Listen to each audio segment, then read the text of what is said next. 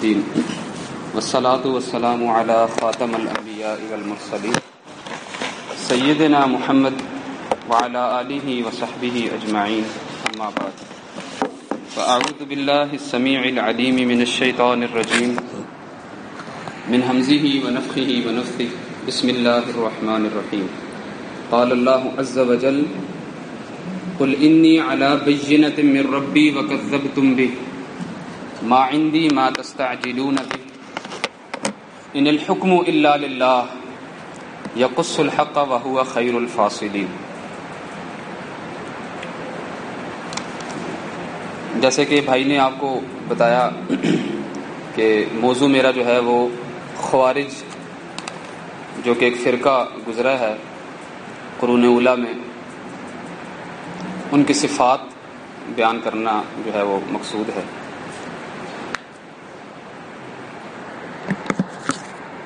خوارج کا وجہ تسمیہ یعنی کہ ان کے جو نام خوارج رکھا گیا ہے اس کی وجہ کیا ہے، اس کی طرف ہم تھوڑا سا توجہ کریں گے، کیونکہ جب تک ہم کسی چیز کی تعریف نہ جان سکیں، اس کا علم نہ حاصل کریں کہ اس کی معنی کیا ہیں، تب تک آپ اس کی مراد اور منشا تک نہیں پہنچ سکیں گے۔ اس موضوع پر آپ کو تاریخ میں بھی اور خاص طور پر فرقوں کے اوپر بحث کرتی ہوئی کتابیں آپ کو ملیں گی، خاص طور پر ابن جوزی کی تلبیس ابلیس ہے، اس میں آپ کو اس کی تفاصیل مل سکتی ہیں۔ اس کے علاوہ جو البدایہ والنہایہ ہے جو تاریخ کی کتاب ہے، تاریخ طبری ہے، ان چیزوں کے اندر، ان کتابوں کے اندر جو ہے وہ آپ کو اس موضوع پر تفاصیل مل سکتی ہیں۔ اس کے علاوہ جو اس سے زیادہ اچھے، اگرچہ وہاں پہ کم ہیں اس کی تفصیل، لیکن زیادہ مضبوط جو مراجع ہیں وہ ہمارے پاس صحیحین ہیں، بخاری اور مسلم ہیں، ان کے اندر بھی کتاب استطابت المرتدین وغیرہ میں وہاں پر صفات الخوارج آپ کو یا ان کے احکامات آپ کو ملیں گے۔ اس طریقے سے صحیح مسلم کی بھی کتاب ہے، کتاب الزکوٰۃ وغیرہ، اس کے اندر جو ہے وہ اس طرح کی آپ کو تفاصیل مل سکتی ہیں۔ تو بہرحال یہ جو خوارج تھے ان کی دو تین تعریفیں کی گئی ہیں، ان کی وجہ تسمیہ خوارج کو بیان کرنے کی۔ جو سب سے زیادہ مضبوط ہے وہ یہ ہے کہ جب مسلمانوں میں نزاع پیدا ہوا، عثمان رضی اللہ عنہ کی جو مسائل پیدا ہوئے، شہادت ہوئی، اور اس کے اوپر جو مسلمانوں کے مختلف فریق بنے کہ قصاص لینا چاہیے، اس کے بعد جو ہے وہ علی رضی اللہ عنہ کی بیعت ہونی چاہیے، جو بھی اس کے اوپر مسائل ہوئے، جنگ جمل ہوئی، جنگ صفین ہوئی۔ تو اس معاملے پر کسی وقت میں جو ہے وہ مسلمانوں کے دونوں گروہوں میں صلح کرانے کے لیے ایک مسئلہ امت میں مشہور ہے، مسئلہ تحکیم کے نام سے، جس میں دونوں گروہوں کی طرف سے ایک ایک فرد کو متعین کیا گیا کہ آپ دونوں مل کر جو ہے، جنگ بھی ہو چکی اور کئی افراد اس میں صحابہ بھی شہید بھی ہوئے دونوں طرف سے، مسلمان ہی سمجھتے تھے ایک دوسرے کو، جنازے بھی پڑھے، انہوں نے سب کچھ کیا، لیکن بہرحال اس مسئلے کو حل کرنے کے لیے دونوں سے کی طرف سے یہ طے ہوا کہ دونوں طرف سے ایک ایک شخص جو ہے وہ اگر متعین کر دیا جائے تو تاکہ اس مسئلے کو حل کر دیا جائے۔ جب یہ طے ہوا اور اس کے لیے ایک سائڈ سے ابو موسیٰ اشعری تھے اور دوسری طرف سے بھی ایک صحابی تھے، ان کو متعین کیا گیا، تو علی رضی اللہ تعالیٰ عنہ کے ساتھ جو لوگ موجود تھے اس معاملے میں، انہوں نے اس مسئلے پر اختلاف کیا، اور جو آیت میں نے آپ کے سامنے تلاوت کی ہے اس کا ایک حصہ، اور اس کا یہ حصہ سورہ یوسف میں بھی ہے، اور سورہ یوسف میں 2 مقامات پر ہے۔ سورہ الانعام کی میں نے آپ کے سامنے آیت تلاوت کی ہے، تو اس کا وہ ایک حصہ جو ان الحکم الا للہ، تو انہوں نے اس کو جو ہے وہ یہ آوازیں بلند کی تھی، لا حکم الا اللہ، یہ آپ نے کیسے آپ نے بندوں کو، اللہ کے معاملے کو بندوں کے سپرد کر دیا ہے کہ وہ فیصلہ کریں گے، یعنی کہ قرآن کے اس ظاہری معنی کو لے کر اختلاف کیا تھا علی رضی اللہ عنہ سے اور ان سے الگ ہو گئے۔ ایک اس کی وجہ تسمیہ یہ بیان کی جاتی ہے۔ پھر اس کے بعد انہوں نے الگ ہونے کے بعد علی رضی اللہ عنہ کے خلاف خروج کیا، ان کو خلیفہ نہ مانا، امام نہ مانا، تو ایک ان کی وجہ تسمیہ خوارج کون تھے یہ بیان کی جاتی ہے۔ اس سے بھی پیچھے لے کر چلے جائیں تو رسول اللہ صلی اللہ علیہ وسلم اپنے مدینے میں لوگوں میں مال تقسیم کر رہے تھے، تو ایک شخص آیا اور اس کا نام ذوالخویسرہ تمیمی تھا، تو اس نے آ کر رسول اللہ صلی اللہ علیہ وسلم سے کہا کہ اعدل یا محمد، کہ عدل کیجیے، انصاف کیجیے. تو رسول اللہ صلی اللہ علیہ وسلم اس کے اوپر غصے بھی ہوئے. ویلک ومن یعدل اذا لم اعدل، تیری خرابی ہو اگر میں عدل نہیں کروں گا، میں انصاف نہیں کروں گا، تو کون انصاف کرے؟ اس نے غلط گمان کیا رسول اللہ صلی اللہ علیہ وسلم کے اوپر، اور پھر وہ وہاں سے لوٹ کر چلا گیا. عمر رضی اللہ عنہ جیسے کہ وہ ہیں اپنے ایمان میں پختہ اور اپنے جذبات میں، انہوں نے رسول اللہ صلی اللہ علیہ وسلم سے اجازت چاہی کہ آپ مجھے اجازت دیجیے میں اس کا سر قلم کروں، یہ منافق ہے، آپ کے اوپر اعتراض کر رہا تھا. رسول اللہ صلی اللہ علیہ وسلم میں اس کو جانے دوں، اس کی قوم سے چند ایسے لوگ نکلیں گے کہ تم ان کا قرآن پڑھنا اپنے قرآن پڑھنے سے، اپنا قرآن پڑھنا ان کے قرآن پڑھنے سے کم کر جانو گے، اپنی صلوات کو ان کی صلات پڑھنے سے کم کر جانو گے، لیکن وہ دین سے اس طرح نکل جائیں گے جیسے تیر جو ہے وہ کمان سے نکل جاتا ہے. تو مفسرین نے اکثریت جو ہے وہ اس کی طرف اشارہ کیا کہ یہ ہے پہلا خوارج صفات کا حامل. جب صفات کی طرف ہم آئیں گے تو وہ اس میں اس حدیث کی بھی مزید تفصیل بیان کریں گے. تو ایک وجہ تسمیہ خوارج کا یہ ذوالخویسرہ تمیمی کی طرف اس کی نسبت دے گے. اب جو بھی اس طرح کا انداز اختیار کرے، رسول اللہ صلی اللہ علیہ وسلم پر دین پر طعن کرے،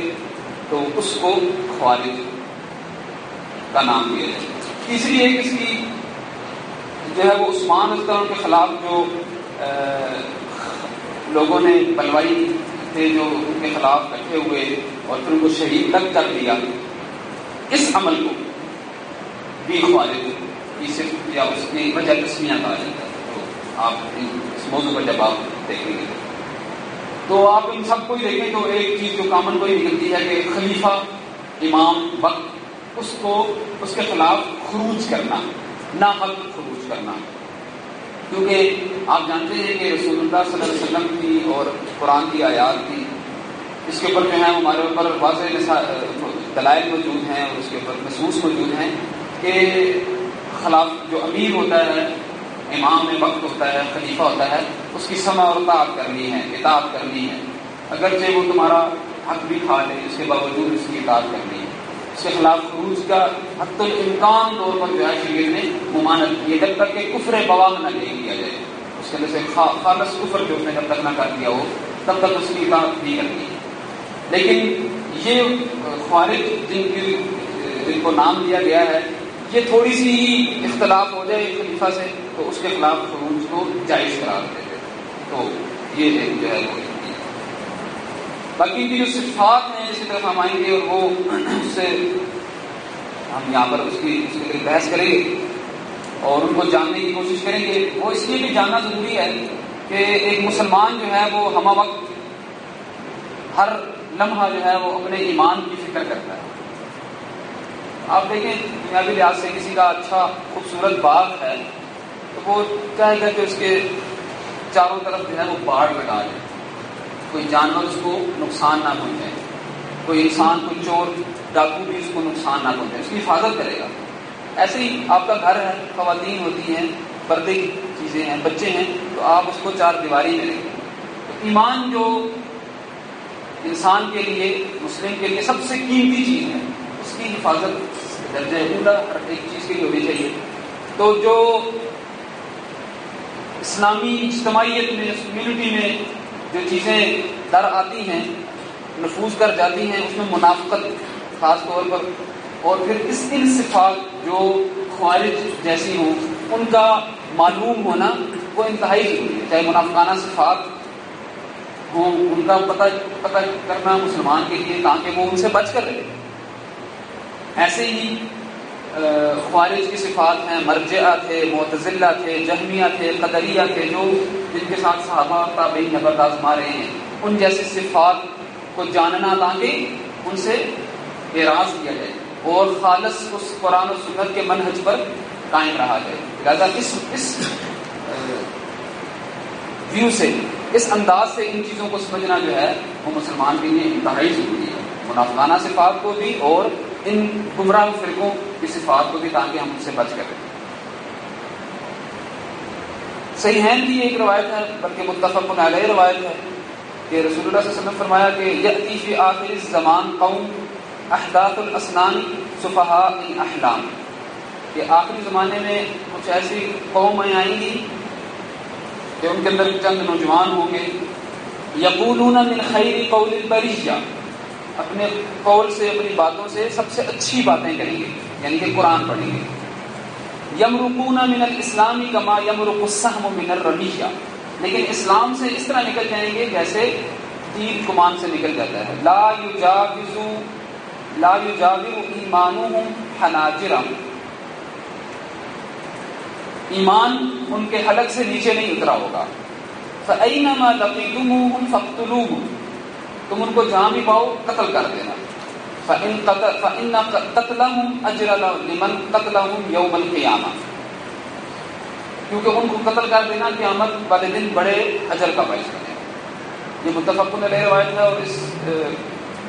موضوع کی یا اس معنی کی احادیث اور بھی ہیں جس میں مختلف الفاظ کے ہیں، اس میں کافی صفات بیان ہوئی ہیں، انہیں کو لے کر چلیں گے۔ سب سے پہلی بات تو یہ ہے فَيَقْرَؤُونَ الْقُرْآنَ لَا يُجَاوِزُ حُلُوقًا، قرآن پڑھیں گے لیکن قرآن ان کے حلق سے نیچے نہیں اترے گا۔ اس کی میں شارحین نے یہ بیان کیا ہے کہ اس کا فہم حاصل نہیں کریں گے، صرف اوپر سے تلاوت کریں گے اور اس قرآن کو جو اس کے اصل معنی ہیں اس سے ہٹائیں گے۔ اس تفصیل انشاءاللہ آگے ہم دیکھ رہیں گے ان کی صفات میں۔ ایک جگہ پر ان کی صفت بیان کی گئی ہے محلقۃ رؤوسہم، اپنے سروں کو منڈوانے والے ہوں گے،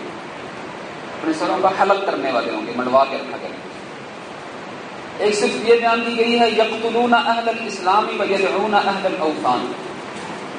یہ انتہائی ہے، انتہا ہے اس کی ابتدا آپ جانتے ہیں قتال کی ہمیشہ تلوار سے یا بندوق سے نہیں ہوتی ہے، اس سے پہلے لڑائی جھگڑے سے مخاصمے سے ہوتی ہے۔ تو اہل اسلام سے مخاصمہ کریں گے، جھگڑے کریں گے، قتال تک کریں گے، اور جو مشرکین ہیں بتوں کی پوجا کرنے والے ان کو چھوڑ دیں۔